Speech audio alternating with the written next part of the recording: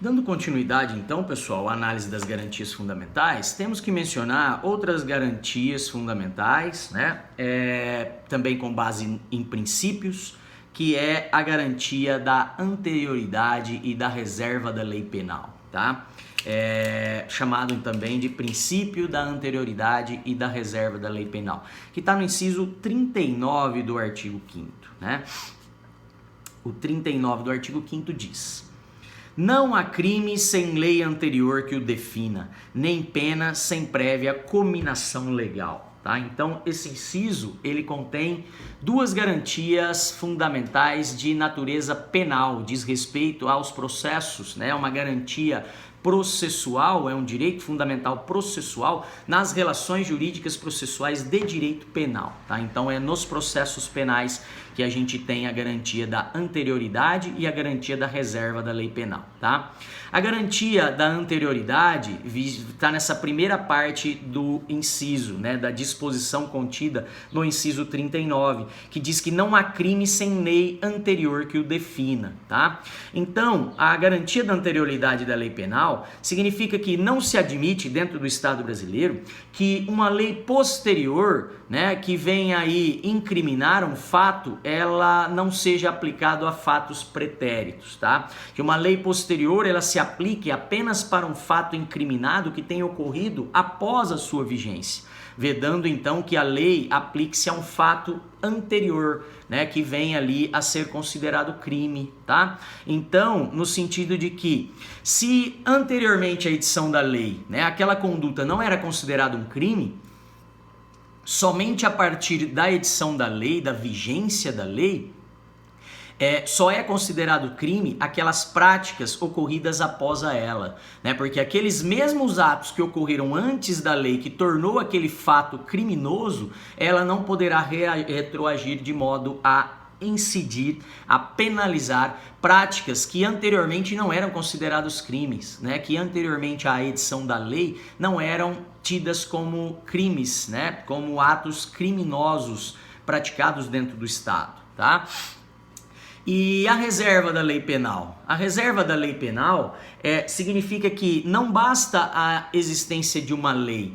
A lei ela precisa descrever de maneira específica exatamente aquela conduta tida como ilícita, aquela conduta considerada lesiva ao bem jurídico tutelado, tá?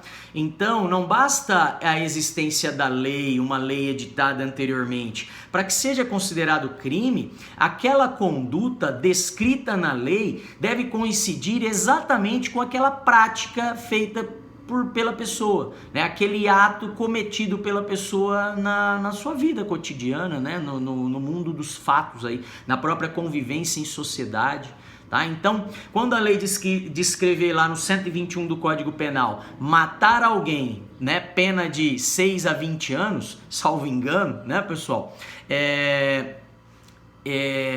Essa conduta deve ser coincidente com a prática do homicídio, né? Quando a pessoa vem e mata outra pessoa, mata alguém, né? Aí é que nós falamos então de incidência típica, incidência no fato típico descrito em lei. O fato praticado coincide com aquele tipo penal, né? Com aquela descrição de conduta prevista no ordenamento jurídico penal. Tá?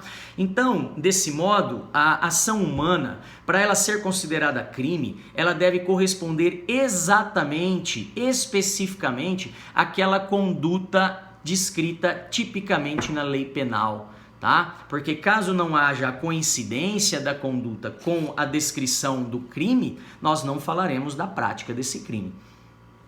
A pessoa, a parte, não estará então cometendo um crime se aquele ato praticado, aquele fato praticado não coincidir exatamente com a previsão na lei penal, né? Com aquele fato tido como incriminado, com aquele chamado fato típico, né? Porque foi tipificado, descrito na lei penal, tá? Então, o princípio da anterioridade da reserva da lei penal significa isso, né? Anterioridade é que não se admite que uma lei posterior venha considerar crime um ato anterior a ela, né? Então só há crime não há crime sem lei anterior, então quando o ato é praticado já deve existir uma lei anteriormente, prevendo aquela conduta como criminosa, tá? E reserva da lei penal é essa ideia de que deve descrever a conduta, a lei penal deve descrever exatamente a conduta praticada pelo agente como uma conduta criminosa, né? Havendo aí essa reserva da lei penal que na descrição daquela prática é considerada crime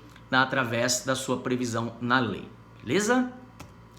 Outro direito fundamental de ordem penal e que está diretamente ligado também à anterioridade da lei penal é o princípio da irretroatividade da lei penal, tá? É essa ideia de que uma lei posterior não pode retroagir para atingir atos anteriores a ela, né?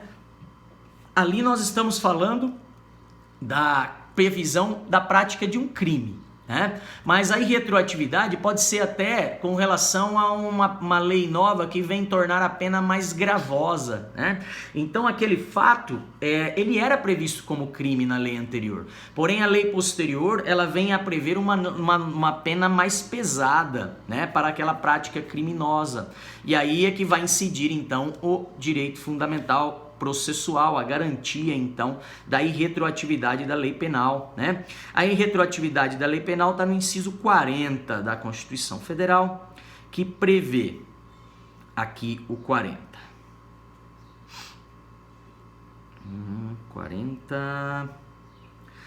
A lei penal não retroagirá salvo para beneficiar o réu, tá? Então, a regra é a irretroatividade da lei penal, ou seja, a lei penal não retroage, ela não vai retroagir a fim de atingir situações pretéritas, né? Fatos típicos praticados na égide da lei anterior, tá? Então, a lei aplicável no caso concreto é a lei do momento em que o fato típico é praticado.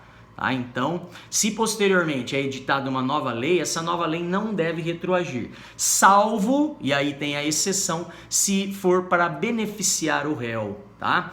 Essa garantia fundamental ela tem assento também no Código de Processo, no Código Penal brasileiro. Tá? No artigo 2º do Código Penal garante a irretroatividade da lei penal.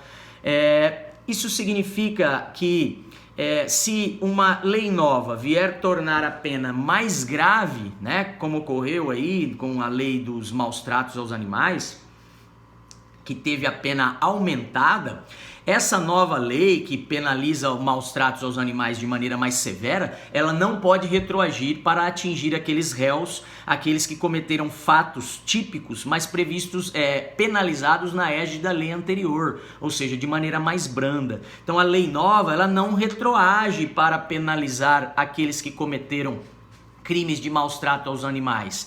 Ela não retroage porque ela não é mais benéfica ao réu. Porque se fosse o inverso, né? Se a lei nova viesse prever uma pena mais branda para o réu, ela estaria na hipótese da exceção ao inciso 40 do artigo 5º, porque ela iria beneficiar o réu com uma pena mais branda e nesse caso a lei nova poderia retroagir. Porque o direito fundamental, a garantia fundamental da irretroatividade da lei penal, ela prevê que a lei penal não retroage, exceto, né, salvo se for para beneficiar o réu. Se for em benefício do réu, nós podemos até invocar essa garantia fundamental a fim de que a lei nova mais benéfica seja aplicada no caso concreto, ok? Sobre essa garantia fundamental, trazemos aqui uma lição do José Afonso da Silva, né, segundo o qual menciona que o princípio da legalidade não estaria satisfeito se admitisse a retroatividade da lei penal. Tá? Então, ofenderia lá o princípio da legalidade, né, pessoal? Aquilo que ninguém é obrigado a fazer ou deixar de fazer alguma coisa, senão em virtude de lei, tá? Então, se nós tivéssemos aí adstrito a futuras leis que nem foram editadas, isso trazia uma insegurança jurídica enorme, né?